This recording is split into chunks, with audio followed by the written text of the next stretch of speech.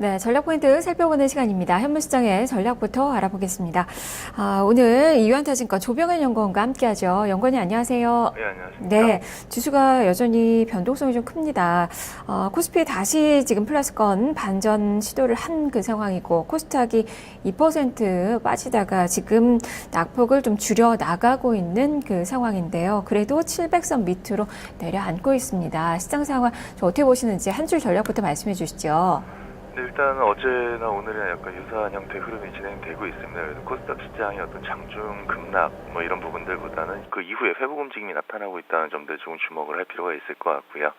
그리고 실적 지속성에 대해서 우려가 형성될 수 있는 고밸류 종목군은 아무래도 지금은 주의가 필요한 구간인 것 같습니다. 네, 워낙 또 과열에 대한 또 우려가 있던 그 상황에서 지금 변동성이 좀 커지고 있어서 투자자들은 좀 혼란스러울 것 같은데요. 자, 시장 상황 그렇다면 어떻게 보시는지 좀 자세하게 풀어서 설명을 해주시죠. 예, 일단 어제나 오늘이나 유사한 양상이 조금 펼쳐지고 있습니다. 코스닥은 소형주, 기존부터 이제 과열에 대한 우려는 계속해서 이제 제기가 되고 있었고요. 거기다가 뭐 어제 같은 경우에 이제 특정 종목 부정적인 이슈가 또 일시적인 패닉 셀링을 좀 유발을 한 그런 측면이 있는 것 같습니다. 오늘은 그의 여진이 계속해서 이어지고 있는 상황인 것 같고요. 하지만은 그 장중의 어떤 흐름들을 살펴보게 되면 이후에 상당히 또 빠르게 복원력들을 보여주고 있는 상태고요. 그리고 어떤 지수가 급락하는 구간이 출현하게 되면은 이때 외국인들이 중대형주를 중심으로 계속해서 저가 매수의 기회로 활용을 해가지고 대규모 매수세를 유입시키는 그런 모습들이 나타나고 있습니다. 어제 같은 경우도 마찬가지였고요. 그리고 어제 같은 경우는 이제 지수가 급락해서도 오후 1시에서 이제 2시경을 보시게 되면은 비차익 거래 물량이 급격하게 유입되는 그런 형태를 보여줬었습니다. 비차익 거래라는 게 일반적으로 한국물에 대한 매수, 그러니까 인덱스 차원에서 들어오는 자금들이 비차익 거래를 통해서 주식을 매수를 하게 되는데 그런 자금이 지수가 급락했을 때 급격하게 들어왔다. 이 얘기는 아직까지 우리나라 시장 전체에 대한 어떤 메리트는 계속해서 외국인들 입장에서 가지고 있다라는 측면에서 보실 수가 있을 것 같습니다.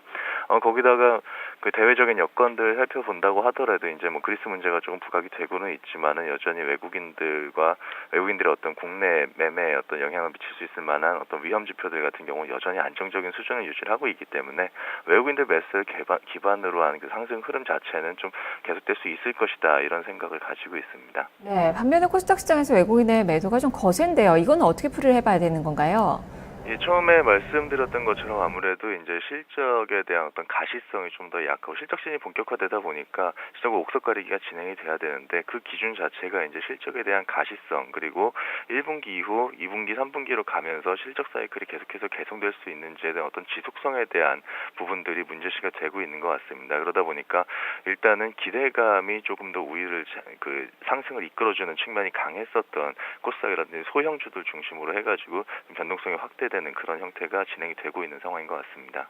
그렇다면 옥석 가리기가 지속될 전망이다. 어떤 종목으로 옥석을 좀 가려야 되는지 투자 전략 측면에서 볼 만한 그 섹터도 좀 설명해 주시죠.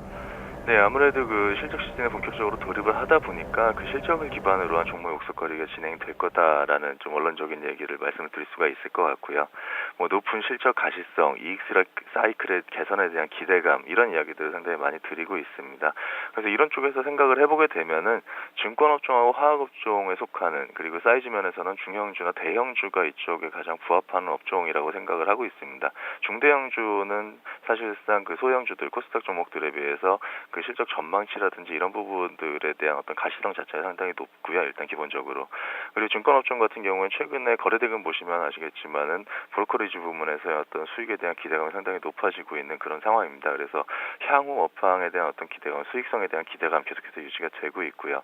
화학업종 같은 경우는 아시다시피 그 마진, 그러니까 유가 하락이 마무리가 되면서 이제 마진에 대한 어떤 기대치가 계속해서 높아지고 있고 이제 6월 달 정도 되면은 중국 쪽에서 이제 1대1로 정책에 대한 조금 더 세부적인 내용들이 이제 하반기에 발표되고 시행이 될 예정인데 그러다 보니까 이제 수요 부분에 대한 기대감들도 계속해서 형성이 좀 될 수 있는 그런 상황입니다. 그러다 보니까 2분기, 3분기에도 계속해서 실적 사이클 자체는 좋아질 거다라는 전망이 가능하고요.